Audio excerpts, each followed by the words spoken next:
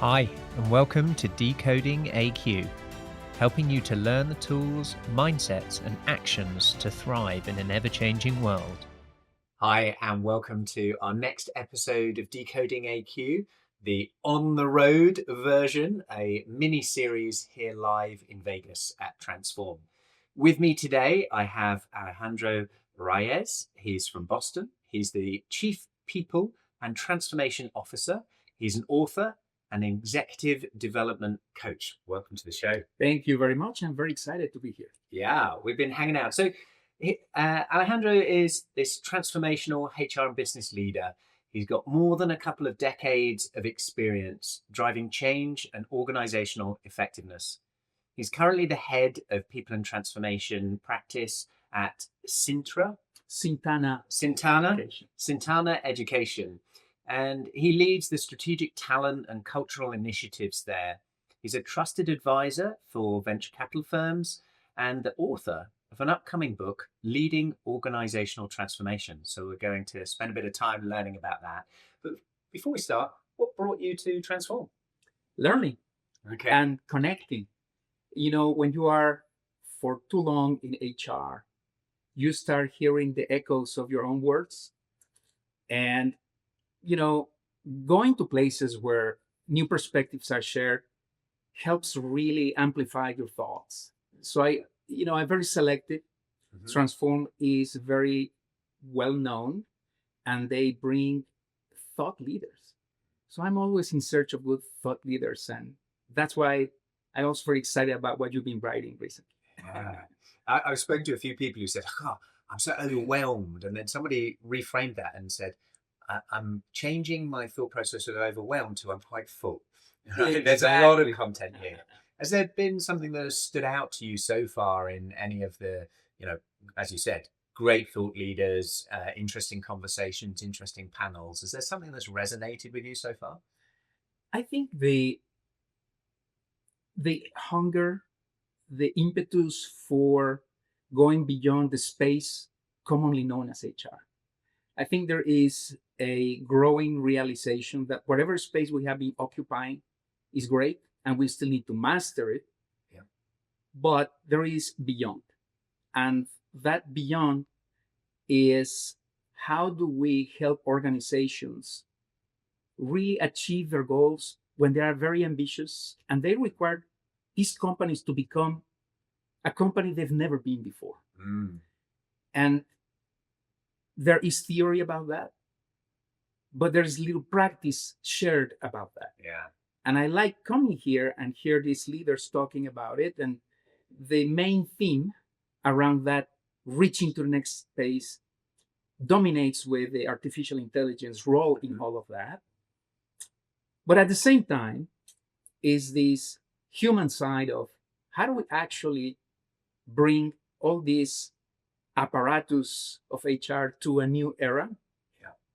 And most importantly, in my opinion, is how do we work with leaders in that mindset that needs to modify itself in order to be able to achieve it? It's not going to be technical, the challenge. Yeah. It's interesting, isn't it, how HR within the discipline is going through transformation, right? Technological transformation and the desire to go beyond its previous boundaries, and then into organizational transformation. One of the people I interviewed yesterday, very senior in Dolce & Gabbana, he was talking about how a turning point in his career was when he made the CFO his BFF, and that to him was an interesting realization of coming at everything from the people side and loving people to understanding the language of the CFO and becoming responsible for line items on a P&L. And that what you're seeing more of these, as you talked about it, of extending the boundaries of traditional HR in an organizational setting. Tell me more about that. I think that is one of the central premises of the book, is that for a very long time, companies believe the HR work is for the HR department to do, mm-hmm. Similar to thinking that anything related to inclusion is for HR to work on, or even for the minorities to figure it out. Yeah. partnering with the CFO is just a perfect example of a company that has realized that HR is the name of a group of people who are coordinating an agenda about bringing people into the transformation. And that requires CFO and mainly the CEO to believe that they own the people equation. It's very easy to delegate the people. Yeah, to abdicate it. That's something HR does. Yeah. Oh, you failed, versus an HR that is able to partner with these players and the C-suite to really orchestrate as a collective. Perhaps, a choreographer would do. Okay. The choreographer doesn't dance. Is the whole company dancing to that music, and that coordination, I think, is the missing link. We take too much ownership, and leaders sometimes say, you're right, you own it. But this example of the CFO or the CEO is creating that necessary link. Yeah, it's that connective tissue as opposed to one serves the others, or they do an offsite every so often to really, really understanding the different language that different divisions speak and how to play well together through a overall mission of transformation. I would say that we have recognized silos as a problem. Yep. And the biggest silo that I found is the silo of mindset. Who owns what for transformation is one of the biggest solutions HR can bring. When we have engagement, when we have productivity, when we have inclusion, diversity, belonging, who owns that? And the answer to that question determines the success of that endeavor. And it is because in some older schools of thought, there is division of labor. And that's the problems HR needs to solve. And therefore, I don't have to own it. And I've seen it very commonly when you want an inclusive organization, who owns that? And in certain types of companies, you say, well, the diverse people they need to include themselves. And it's exactly the opposite, right? We need to all play the inclusion. And so this connectivity that you mentioned is the skill we need to master at the process level, not just at the statement level. Yes. And that's what I've been preoccupied in the last 10 years. Yeah. How does it look like when you actually do it? I guess it's that challenge between we generate an understanding, some knowledge, but then the application is often different, right? We can all read about how to live healthily, eat well, exercise, sleep.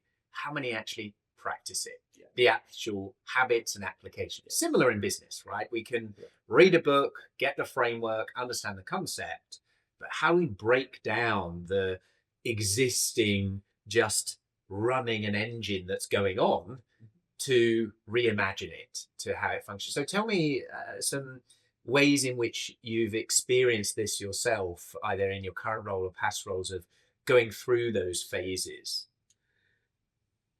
I think there are two ways that I've been learning and experiencing this, the very bad and the very good. Okay. And that's a blessing.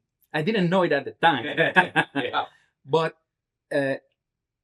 when I was at Dell, we had a very ambitious initiative. And I saw how Michael Dell owned every aspect of it, not to dictate how it should be done, but not to delegate the commitment to do it. And that reminded me something of one of the thought leaders of the quality movement of the 80s. Edward Deming said, you can delegate anything except commitment. And when you have a leader who is attentive, receptive, and listening, the transformation we needed to happen was so ambitious, but he was open to get really wild, different ideas. And we came up, a group of people, not only me, with a solution that was so radically different, including a session. It's just an example. A session where we had the leaders invited to a room with a C-suite. There were groups, like 5 or 6 rooms. And the task was, imagine the most politically incorrect question you can ask why this is not going to work. And it was the CEO asking that question. So you are really opening a space for bringing on. Yeah. There were only they two want to rules. know. Let's get this Yes. heard, seen, and dealt with, not in secrets and back rooms. Okay. The two rules were there's no outrageous question. It had to be respectful. Yep. And number respectful two, is different to it being challenging. Exactly. Yeah. It had to be in good language, but it had to be honest. Okay. And the second rule is we're not going to invent an answer if we don't have it. Mm-hmm. That in other companies would have been 70 slides trying to convince people why something is going to work. Here, it was tell me why you believe this may not work. And together we will figure it out. Perfect example of instead of saying we all need to be involved, that's how you activate it. And that's how I try to write this book. It's show me the bunkers, show me the outbound, show me the barriers. Let's look at those. Those are the building blocks to success. Yes. Okay. All right.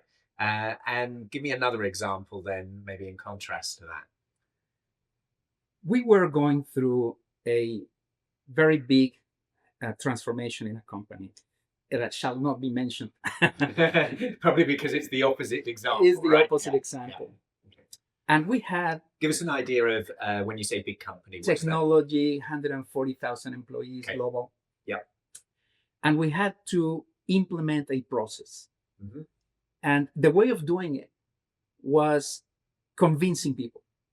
And the way of doing it was by communication, but the type of communication some leaders believe is about, let me tell you what it is, as opposed to, let's just share the thoughts and tell me what are your reactions, what are your questions. Okay. It's called a conversation. Mm.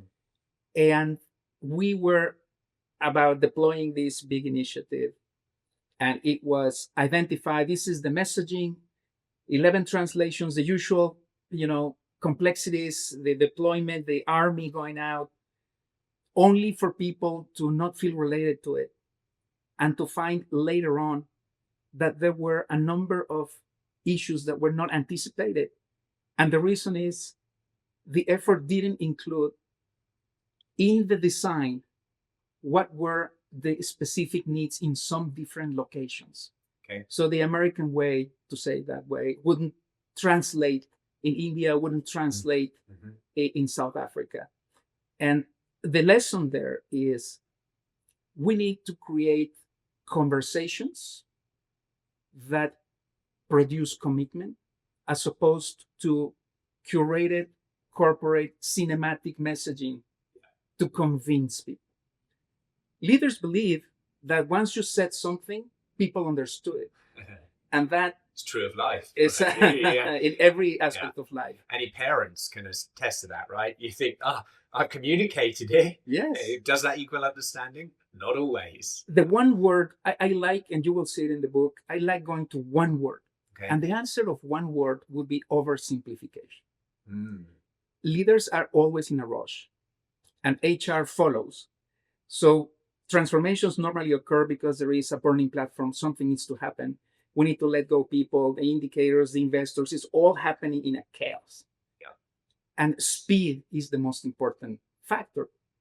But that speed causes leaders to skip some milestones and say, hey, let's just keep these 3 milestones, get there. But if you miss people understanding and that commitment, then you lose the capacity to actually deliver and the front line. Yeah. And that to me is the new job of HR. How do we influence the conversation early on for the conversation to be a conversation for commitment as opposed to a story to tell? Yeah. It makes me think of, because different words make a difference to the ripple effect of what happens afterwards, right? And a lot of what you're talking about used convince is a very much a push strategy. I need to convince, tell you why. And a marketeer friend of mine, Joe Polish, talks about to compel. And as instead of push, a pull. Make something that connects with that individual, that compels them to want to be part of it, rather than convince them and push it on them. That say, this is us, these are the things, let's understand you, ensure you understand it, and compel you to come and join. that initiative to that piece in your own terms. Now that requires, as you mentioned, a balance of speed and pace and some fundamental principles that might sometimes get skipped, right? And they come up later. They come up in, They show up. They show up at some point. When do we want them to show up? It's like a health diagnosis. When do you want to know? Well, actually, as soon as possible. Similar to this, when do we want to know the obstacles? When do we want to have those things in place so that we can get the outcomes we want? So was that some of the driving factors and driving force behind the book, or was there a compelling reason for you of why you chose to consolidate this learning into a blood, sweat, and tears that is a book? There were two reasons fundamentally. The first is, I think HR as a function has a tremendous value proposition. And I have felt over the last couple of decades that was a gyration in companies from investing in people to going for productivity alone. Mm-hmm. It's not to say there's not learning and development. It's not to say there are not tools. It's to say that it was now taken for granted. It is now, well, something people do, and many companies understood that it's easier to hire the right profile and to develop the right profile. Mm-hmm. Interesting.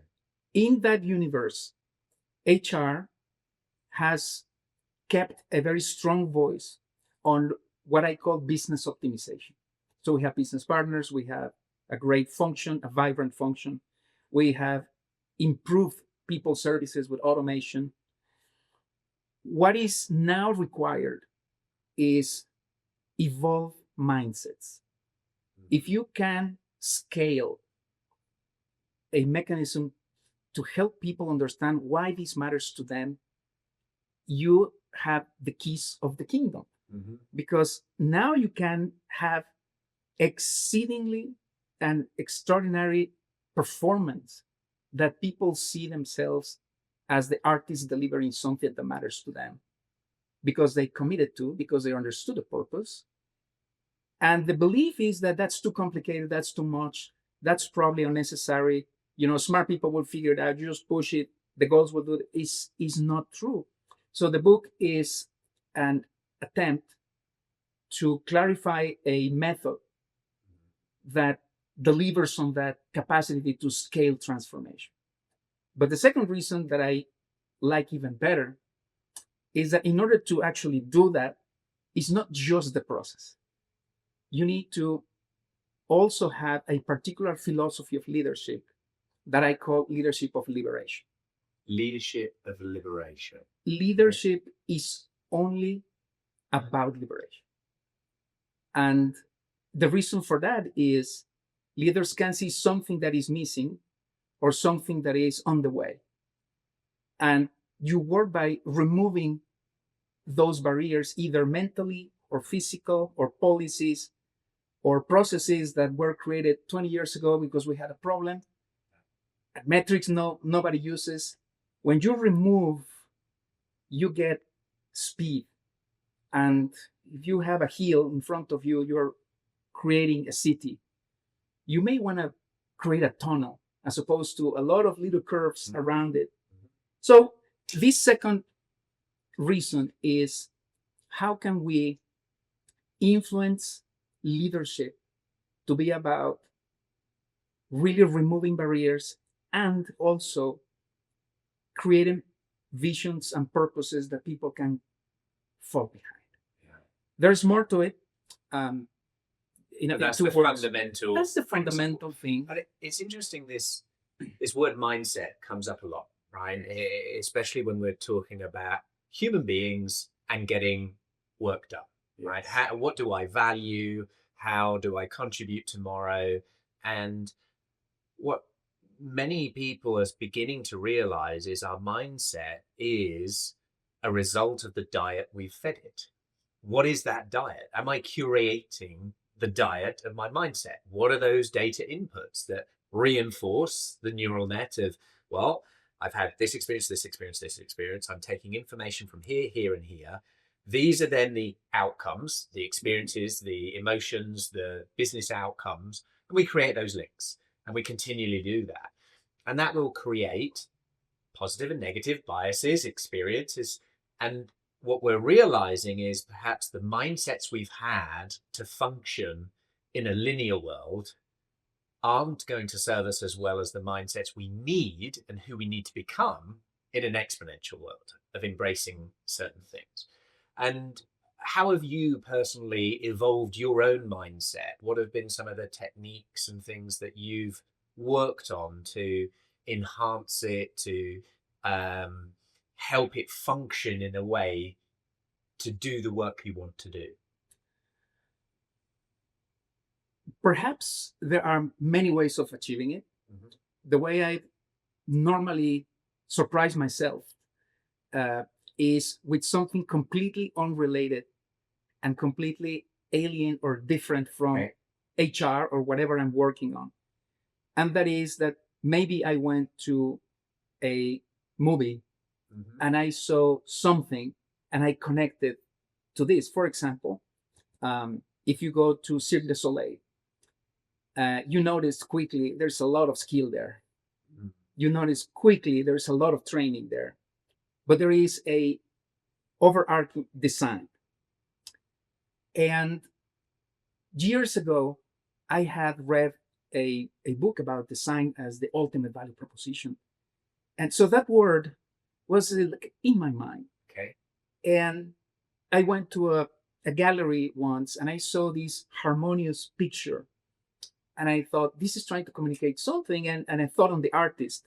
So this mindset modification, this mindset evolution is to be constantly aware. What can you pick up from other disciplines that inform how you feel about your work? To me, one of the key things about a mindset modification is curiosity. Mm-hmm. People don't change their mindsets when they are too sure or convinced that they are right. You mentioned the echo chamber. You know, if you hear the same thing, same sound, same voices, same stuff, you're not going to modify it. So you need to go beyond that with the naive mind, with the curious mind, to allow potentially some new things to show up. And those may come from areas that you didn't expect. Mm-hmm. And I think that's the part where some leaders are very insular, as you mentioned.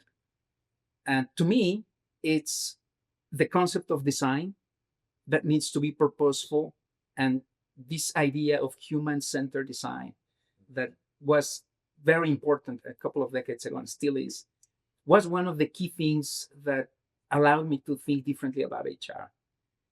I don't suggest that I have the solution. I have a point of view. And I think that point of view is about the role cannot abandon what we're doing today. Is we need to raise our game to figure out how to scale this mindset enhancement capacity, bringing leaders along. I think it is a real challenge because we're built to discern, to focus, to filter. And our filter is set by a mandate, a vision, a goal. And then we can see what's noise, what's signal. And therefore, efficiency was about relevant, not relevant, relevant, not relevant. And we would, as you say, go into our blinkers. And even when there are things in the room, we don't see them. We have selective attention, right? And there might be things that help, like recency bias. I mean, anyone who has heard a word, read a book, everything thereafter is seen through that lens. Yes. You know, you get a new car, every car like it, you then suddenly see loads of them. They existed before, but I didn't notice them. So I think the challenge is, how do we shift from living life unconsciously because we're in that blinker, we're built to filter out all of the noise, to consciously find the different signals in those often new places, because we're not so, I'm at work, I'm lasered, that's noise. I'm now at a museum, I'm watching a film that can give us those little inspirations of connective tissue to expand and find then maybe the bridge from where we are today to, because I saw Inside Out and that helped me realize this with the kids about emotions, and maybe I can apply that in this way. So what you're talking about there is being very conscious in walking intentionally through life in the other areas of our life, to expand the way we think, the way we feel. Is that a fair summary? It is a first summary. I think it relates to that skill psychologists like to call self-awareness. And Frederick Laloux, who wrote an amazing book on leadership, has a statement that I quoted in the book, indicating the consciousness of an organization cannot exceed the consciousness of its leader. Just say that again slowly for all. Yep. The consciousness of an organization cannot exceed the consciousness of its leader. I just want to let that land for a minute. You know, when we think about that, what does that really mean for us? You know, the consciousness of our organization cannot exceed the consciousness of our leaders. In very practical terms, means that even if your company has very creative people with a lot of ideas, if you happen to have a leader who only believes that the answers come from this particular field, it's not the lack of ideas. It is the blindness. Yes. Yeah. And the inability of a leader to listen to that and somehow filter it out. Yeah. So I know this has irritated a couple of CEOs I've talked to about this. Say, no, you're wrong, because my people makes it larger. It's true. It's not a deficit of quality of ideas. It's the filter that ultimately makes the decision. That's the physics. Will filter out. Yeah. And so what do we do as HR, as leaders? As HR, our job is to help leaders remove filters. Innovation, liberation is a work about removing more than it is about adding. And that's something that, when you see that famous quote attributed to Michelangelo, right? I saw the angel in the marble. All I had to do is remove what didn't belong there. Yeah. That, to me, is the leadership of liberation in its essence. But it requires to see the angel, and it requires to have the tools to do it. But you have to accept that your mind may not hold the answer the way you expected it. And to be comfortable with it will reveal itself. Yeah. You know, sometimes you see the angel before you start. Sometimes the angel emerges after 10 first chips. Yes. Or in work, to begin, to go on a path and allow this balance between this is our goal, this is our North Star, this is our goal, this is our North Star, and have grit and have determination, have perseverance to hit it, to go, actually, we've gone this far. I can walk away from the sunk cost fallacy now, this proposition, this idea, this way of doing something, because now I have some new information, some new experience, some new insights. Can I recognize the difference between a cul-de-sac and a dip? What do I need to continue doing before I then get a value at the other end? You know, whether that is a transformation, if new growth in learning, new growth in bottom line, new growth in capabilities, whatever it may be, we need to stop and turn left here. We couldn't see that we needed to turn left here until now. So it's not why didn't we turn left, 3 blocks ago? Exactly. It's, we didn't need to. We didn't know we needed to. Now we do. What a wonderful learning that we've learned that quickly before we got 10 blocks down the road and took that indicator. Now, that's the challenge between hindsight and foresight, right? Very easy to connect them backwards, hard when they're forwards. Yes. When you talk about transformation, this is a big term. It can often be very daunting. If somebody is, struggling with living inside an organization that's going through one of these, and I think probably everyone listening to this, their organization is going through it, whether they know it or not, and they're going to go through it whether they are or not. So to prepare them better for that, they're going to read the book. What will they thank you most for as a result of reading it? That there is something you can do. When I was 19 years old, I was still in my college studies, and I took a job as a teacher in Mexico, where I'm from. And so it's hey, this is an engineer, you can do physics, and they give me like 7 things, and chemistry and all this. All right. And at that time, you could complain about a lot of things on education, the ministry, the schedules, but there was some peace when I could close the door of that classroom and say, whatever is happening, I own this classroom. Whatever resources I don't have, I have 30 hours of these people's life right now in front of me. I will do something with this. And it was a real feeling. Mm-hmm. Everyone listening to us has a classroom today. You don't have to be part of the entire universe of chaos around you. When you close your door for what you do, liberate it, design it, and find a way for the people reporting to you or yourself to be able to express the best of you. And if everybody at every level thinks that way, is a movement, because you can start conversations that are different. So I don't want anybody to feel like you need to be the CEO to be a liberating leader. You need to allow yourself to imagine, what if I'm not right on this? And to imagine, what could I do that really would create a quantum leap difference? How can I liberate my process? Maybe it's a metric I don't longer need, or maybe it's a metric I need. Mm-hmm. One little thing. Some book I read long ago, and I don't remember who said this, but we are leaders 1% of the time. And 99% of the time, we're just doers. Yeah.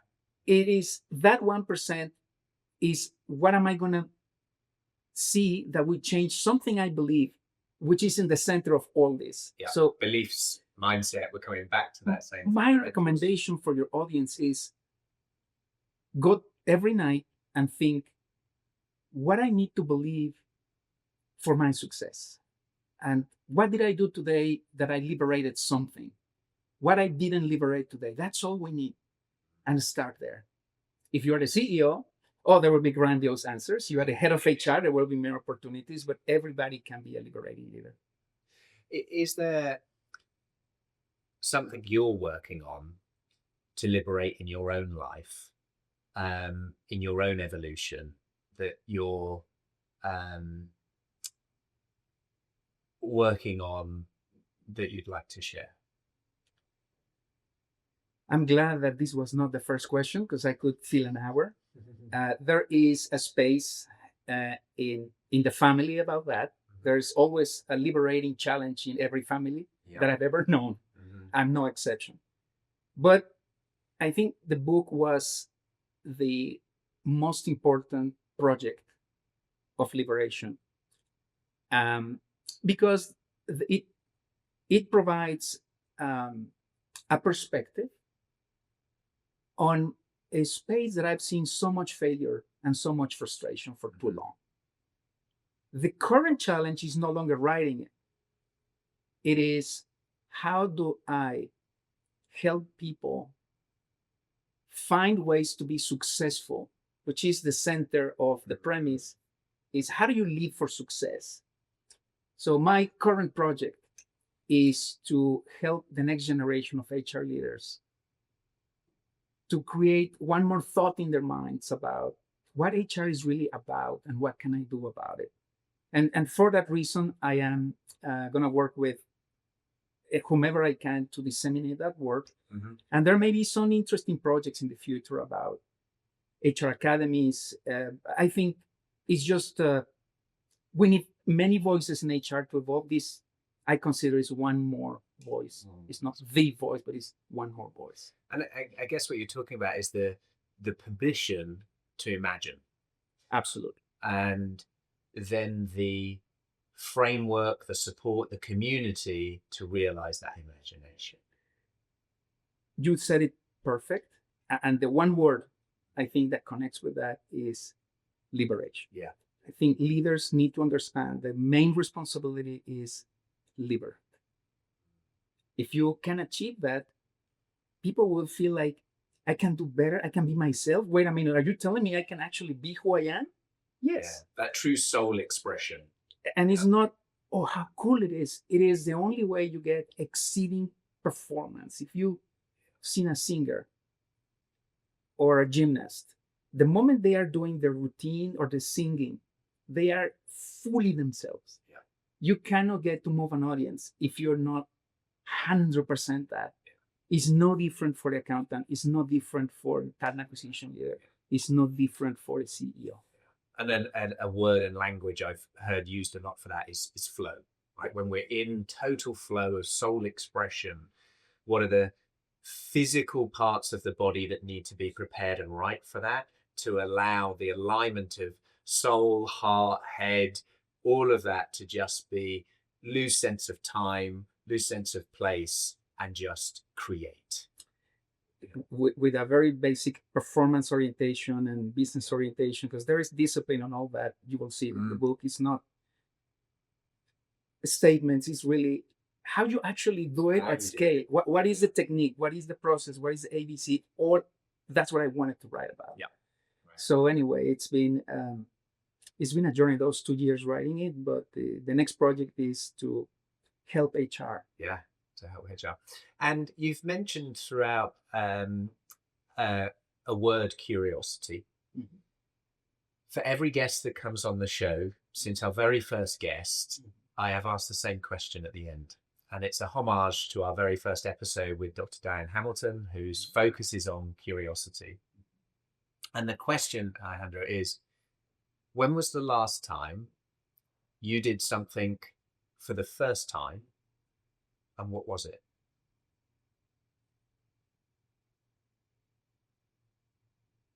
I think it was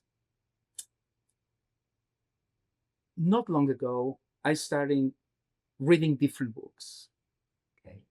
The books I had never picked up before, and got interested on the next layer of things. So, for example, in order to write, you need to read 100 times more. Very true. And that I had not done. I had only read HR. Yeah. Those books. Line of initial excitement, desire, and curiosity. It often starts in lanes. And the one thing I did that I had not done before was to write the thoughts that was generating in me that were not even written in the book. And that, for example, I remember talking to my family, hey, I'm going to write about leadership of liberation. And my 2 children, they are early 30s. So if we're going to talk about liberation, you need to really talk about the larger L, liberation. Your audiences may feel like you need to understand. So I started reading books about struggles in the history of humanity, how those were solved, what was the role of liberation on that, and writing the thoughts like that showed up. Mm-hmm. Yeah, look, right? So what does that really mean for a leader, that I am the limit? And it goes right to the ego, right? Mm-hmm. Sorry, but you are the limit of your organization. Wait a minute, what are you talking about? So I started to collect thoughts that record the thoughts I was having based on these books. In the past, I would have just read the book and the book goes to the shelf. But I think it's the one thing I started to do recently, and that started like 1 year ago. But your question has provoked me the ability to think even further, other different areas. Yeah. It's interesting. So, to read things that are not the normal area, but not just read them, try to comprehend and reflect, to make you see things differently, believe things differently, find connective tissue. So that practice that you just shared there is an important step, as well. And I do these conversations to learn. Right, it's for me a beautiful place. I love to meet people. I love to have conversations, and every one of them gives me new insights as to who do I want to become, who do I need to become to serve the way I want to serve in the world. And I truly appreciate the gift you've given me of your sharing, your articulation, your journey. And if people want to get in touch with you because they're curious about the work you're doing, what you've been talking about, what's the best way of getting in touch? I think the easiest way would be LinkedIn, but we are setting up, Palgrave Macmillan, who are my editor, are setting up the book already online. So there will be a presence of the title, but personally, I think is the easiest way. Alejandro Reyes in LinkedIn. I am setting up a new infrastructure to connect with readers, which will be forthcoming. Yeah. And so we'll get that in the show notes to connect on LinkedIn. Congratulations on this phase of the book.